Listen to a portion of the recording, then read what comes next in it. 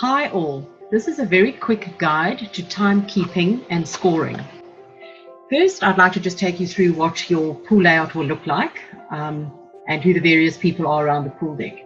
This is the chief referee. The chief referee has control over the whole pool and he's stationed very close to the scorers, and he will guide all the scorers on exactly what to do at all given times. The chief ref's duties include, but not limited to, signaling and starting and stopping the play according to the rules. So the chief ref is the only person that can actually start the game and stop the game if there is an injury or serious injury or anything else that needs to happen. The chief ref is also the person that will sound the buzzer when advised by the water refs when an infringement has occurred. So as I said, he really controls the entire pool area. The one big thing that is going to influence you as a scorer is when somebody is thrown out of the pool, the chief referee is the only person that will be able to allow that person to go back into the pool. You can signal when the time is up for that person to go back, but the chief ref is the one person that will speak to the players. Here are the two scorers that are sitting. You will also have at your disposal a laptop.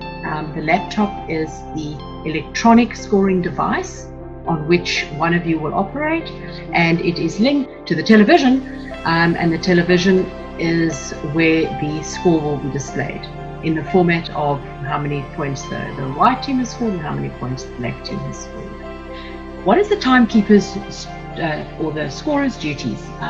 This is very important, that you alert the chief ref when it is 1 minute to start a play. You just give him a 1 minute warning, and then you start again the countdown until you get to 30 seconds. When you get to 30 seconds, you let the chief ref know that he's sitting at the 30-second time marker.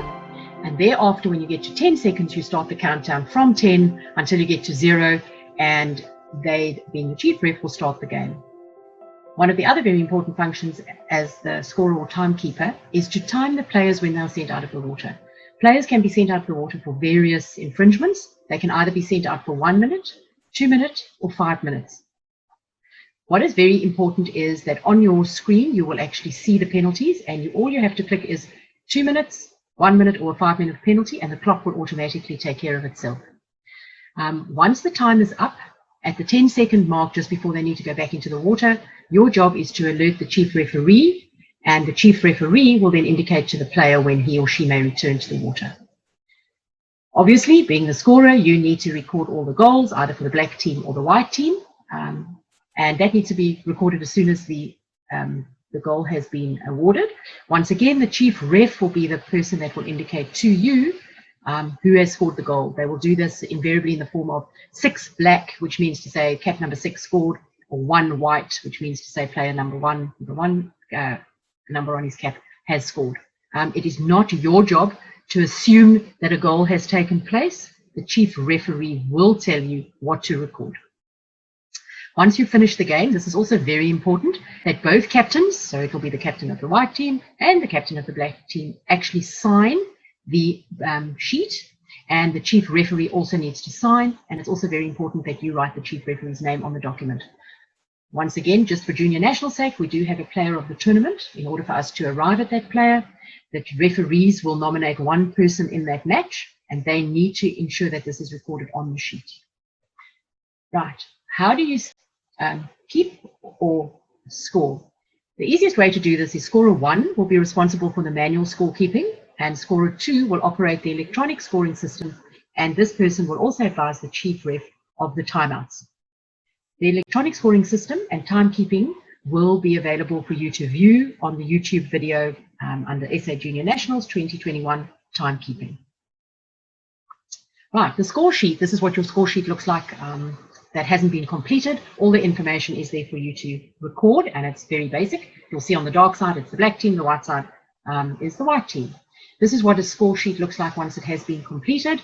You'll see the date, 27th of April. The league will be your under 19 boys, girls, under 15 boys, girls. The court is court A or B, and the game number is game number 4 in this instance, and that you will be able to find on your table where the schedule for the day's play has been posted. The black team, once again, you'll find this information from the game schedule that is available to you on your scoring table, and there I've got the white team's Gauteng.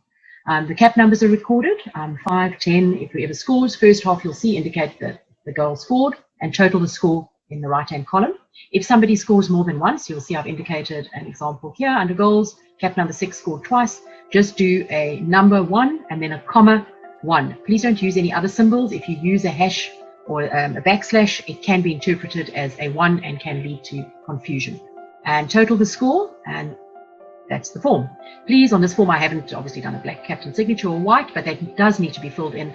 What that means is that the black, or the captains, I should say, have actually acknowledged that the scores are correct.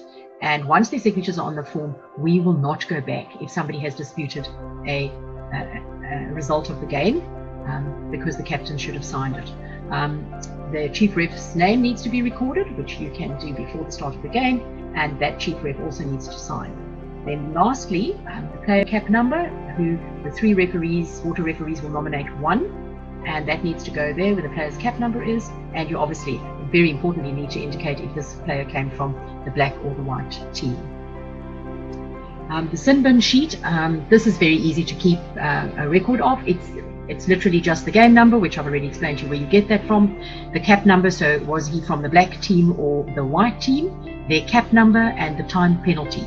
So was it a 1 minute, 2 minute, or 5 minute penalty, and the ref that warned him. So basically the chief ref that actually gave him the warning is what we would like recorded on this sheet. Very important after the game is to place the completed timesheets in the folder provided. Do not leave the scoring area until the next scorekeepers arrive. If you do this, we cannot start the next game and the whole tournament will run late. We also ask that you please ensure that you arrive before the next game starts to fill in the details. So very much part of the scorekeeper's duty is to actually be on time, and on time doesn't mean when the game starts, it means ahead of time, so that you can start fulfilling your duties before the game starts, and then you won't have to wait too long for the next set of scorers to arrive. Basically, that's how you scorekeep for Junior Nationals 2021.